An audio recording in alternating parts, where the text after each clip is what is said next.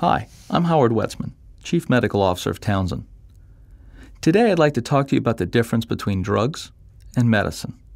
There's a lot of confusion in addiction treatment about this topic. You'll hear people say, what's the point of getting on one drug just to get off of another?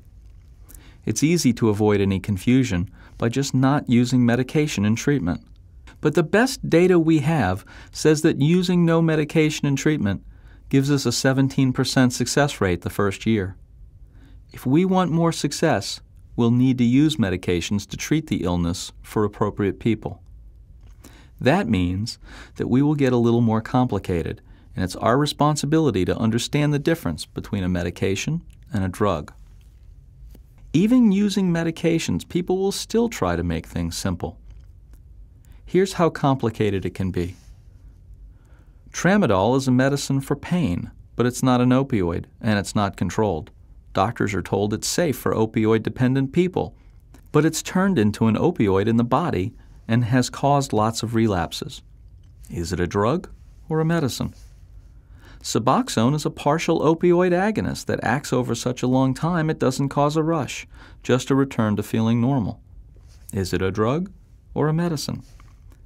Ambien and Lunesta are not benzodiazepines and not controlled, but they bring about mind-altering effects very quickly by the same mechanisms as benzos do and have caused relapses. Are they drugs or medications? To answer these complicated questions, it would help if we had a definition of a drug. Here's mine. A drug is a chemical or behavior that works the way I want it to work immediately. Notice that in that definition, I'm the one who decides what needs fixing and when. I decide what to take, and I decide when to take it. So what's a medicine? A medicine is something my doctor prescribes to solve a long-term problem of function and not change how I feel now. Notice my doctor and I are agreeing on a problem and the long-term solution. My doctor and I agree what to take and how to take it, and it's not doing anything for how I feel now. Now that we understand the difference between medications and drugs, you might still be wondering, so what? What's wrong with drugs? Well, anything that works fast won't work for long. That's the nature of the pharmacokinetics of the body. Also, it takes more of a push to fix something in seconds than it does to fix something over a couple of days. The more the push, the greater the crash afterwards. In short, drugs are too fast and too powerful, so they cause crashes that lead to compulsive use and worsening of the disease faster than it would progress with age alone. So if medications are better for addicted people than drugs, what are the problems with medications? Well, we have to stick to dose and timing.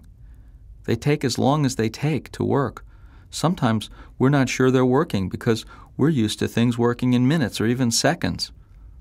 Medications may have side effects, and most importantly, there's no fast reward.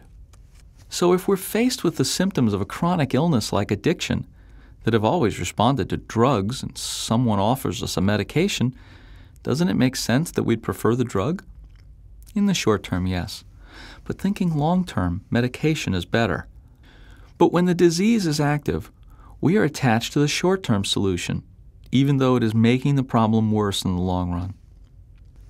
But let's say we've started thinking long-term, and we're actually interested in taking medicine for the illness. How can we tell if something is a medication or a drug? Well, here's a simple 3-step test. Does it give us a rush? Does it make us want to take more right away?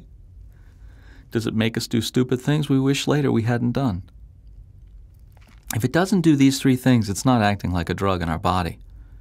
So the decision to use chemical treatment for the biological illness of addiction is one to be made between the doctor and the patient, taking into account not only the properties of the chemical, but also that individual's reaction to it.